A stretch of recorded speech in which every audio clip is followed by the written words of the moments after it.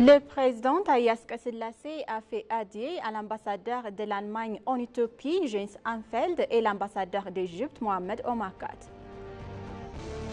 Le groupe Ethiopian Airlines a annoncé un chiffre d'affaires de 7,6 milliards de dollars pour l'exercice de l'année.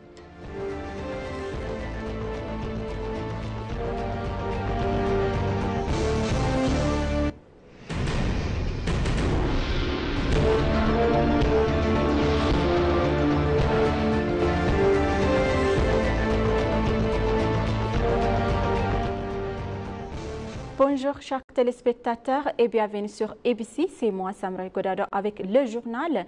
Donc le président Taïas Selassie a fait adieu à l'ambassadeur de l'Allemagne en Éthiopie, Jens Anfeld, et l'ambassadeur d'Égypte, Mohamed Omar Gad.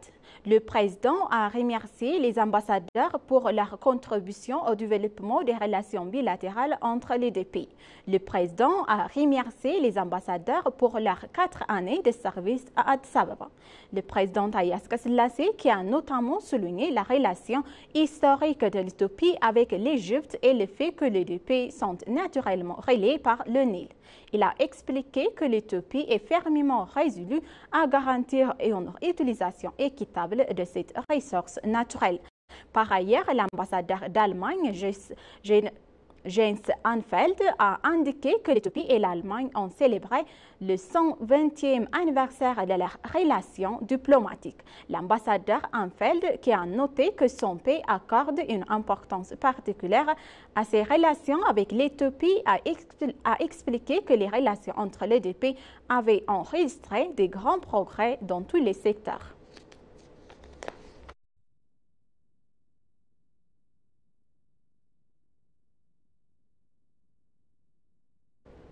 L'ambassadeur est extraordinaire et plénipotentaire de l'Éthiopie auprès de la République fédérale de la Somalie.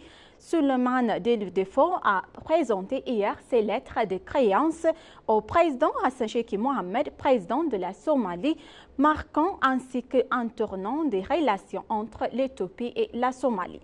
Le président Hassan Sheikh Mohamed a exprimé sa gratitude au gouvernement éthiopien et au peuple éthiopien pour leur soutien au processus de consolidation de la paix en Somalie. Le président a souligné l'importance de la créance des commissions mixtes dans divers domaines afin de promouvoir les intérêts communs et d'identifier les priorités entre les deux pays frères. L'ambassadeur Suleiman, pour sa part, a exprimé son engagement à renforcer les liens diplomatiques et économiques entre les deux pays, soulignant l'importance de coordonner les efforts pour relever les défis sécuritaires régionaux. Un autre journal, le rôle du Parlement est crucial pour relever les défis auxquels sont confrontés les deux pays en développement et son territorial dans le commerce international et pour assurer leur développement continu, a déclaré Fatih Marid, membre de la Chambre des représentants du peuple et vice-président de la Commission permanente des relations extérieures et des affaires des pays.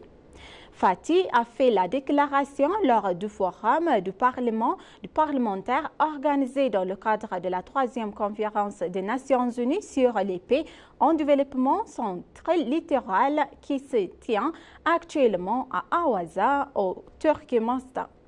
Lors de la table ronde organisée pré-conférence, Fatih Marid a présenté une communication intitulée « Établir et renforcer un système commercial bénéfique pour les pays en développement sans littoral ». Il a souligné que l'Éthiopie est sur le point de finaliser son adhésion à l'Organisation mondiale du commerce, ajoutant que les pays doivent trouver d'autres ports maritimes pour participer au système commercial mondial de manière équitable et inclusive.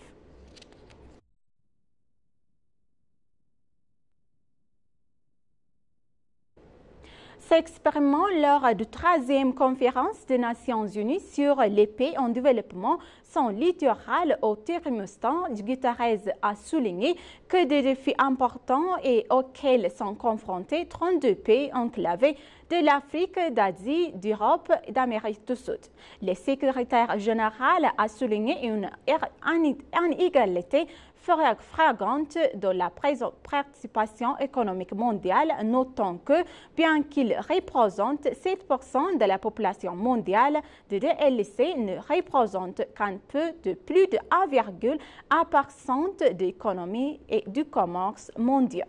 Le chef de l'Organisation des Nations Unies a appelé à des investissements substantiels dans les infrastructures physiques, présentant que les pays en développement sans littoral ont besoin de corridors de transport résilients, d'interconnexions énergétiques transfrontalières, d'une connectivité aérienne étendue et de la plateforme logistique intelligente pour surmonter leurs contraintes géographiques. Il a appelé à une action urgente pour combler la fracture numérique qui touche particulièrement les fermes et les communautés rurales des pays enclavés. Abordant les préoccupations climatiques, Guterres a souligné l'impact disproportionné sur les pays en développement sans littoral, affirmant que cette terre mais souffert de manière disproportionnée et juste des impacts climatiques.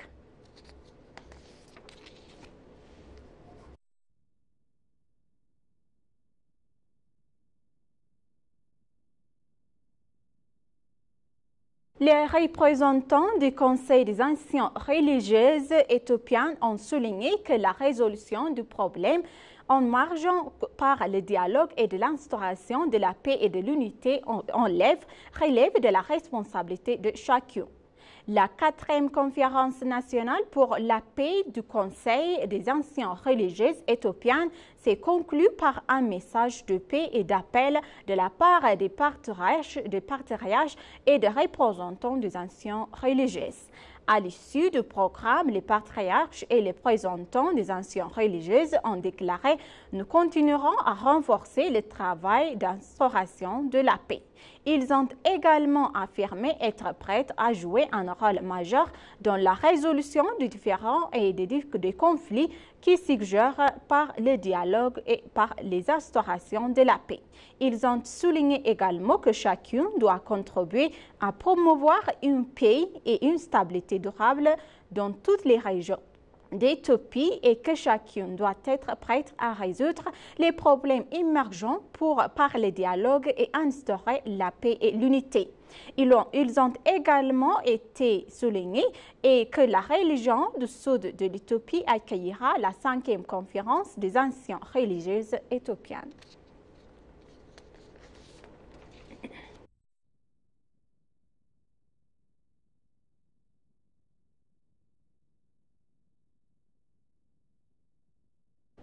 Le groupe Ethiopian Airlines a annoncé un chiffre d'affaires de 7,6 milliards de dollars pour l'exercice 2024-2025, marquant une étape importante dans la croissance continue de la campagne aérienne. Lors d'une conférence de presse annuelle tenue hier, le PDG du groupe, Mesfin Tasso, a dévoilé que la campagne aérienne a réalisé des progrès remarquables malgré les défis mondiaux. Au cours de la période considérée, la campagne a transporté un total de 19 millions de passagers, dont 15,2 millions à l'international et 3,9 millions sur le plan national, dépassant ainsi les 17 millions de passagers de l'année précédente. Le PDG a également relevé que la campagne avait acquis 13 nouveaux avions modernes, lancé 6 nouvelles destinations internationales et enregistré une forte croissance des opérations de fret. Mesfin Tasso a reconnu les défis mondiaux actuels tels que la guerre entre la Russie et l'Ukraine, les crises au Moyen-Orient et les conflits religieux au Soudan et République de la démocratique du Congo et qui ont eu un impact sur le secteur aérien. Malgré ces obstacles, Ethiopian Airlines continue d'étendre sa présence mondiale, d'améliorer sa flotte et de considérer et consolider sa position de premier transporteur africain.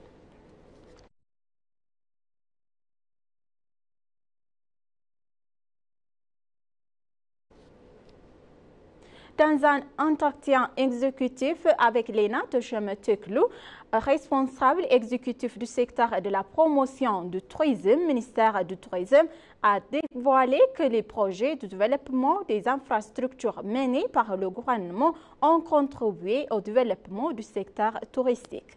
Il a notamment mentionné qu'on a offert aux visiteurs une formidable opportunité de découvrir les incroyables attractions touristiques de l'Éthiopie. Le directeur exécutif a souligné que les projets mis en œuvre dans le cadre des programmes Dîner for Génération et Dîner for Nation ont créé d'importantes opportunités de prolonger les séjours des touristes. Selon lui, le ministère s'efforce de créer un environnement favorable notamment pour les partenaires et services et garantir leur participation active au tourisme national. Pour leur part, les voyagistes et les voyageurs ont conformé à l'ENA qu'ils déploient l'important effort pour promouvoir les formidables ressources touristiques de l'Éthiopie auprès du monde. Ils ont souligné que l'Éthiopie est forte de sa culture, de son histoire diversifiée, dispose de nombreuses ressources touristiques qui créent de grandes opportunités et de l'espoir pour les acteurs du secteur. Le vice-président de l'association du voyagiste éthiopien, Nku Mulugeta, a noté que l'achèvement des travaux de développement a permis d'augmenter le nombre de visiteurs.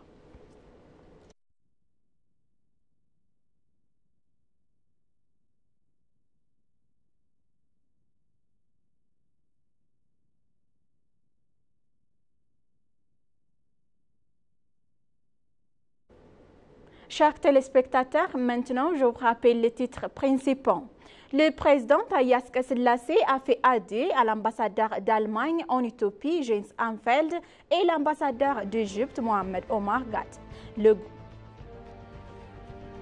groupe Ethiopian Airlines a annoncé un chiffre d'affaires de 7,6 milliards de dollars pour l'exercice de l'année. Merci, chers téléspectateurs, d'avoir resté avec nous jusqu'à la fin de notre journal d'aujourd'hui. Je vous souhaite une bonne journée.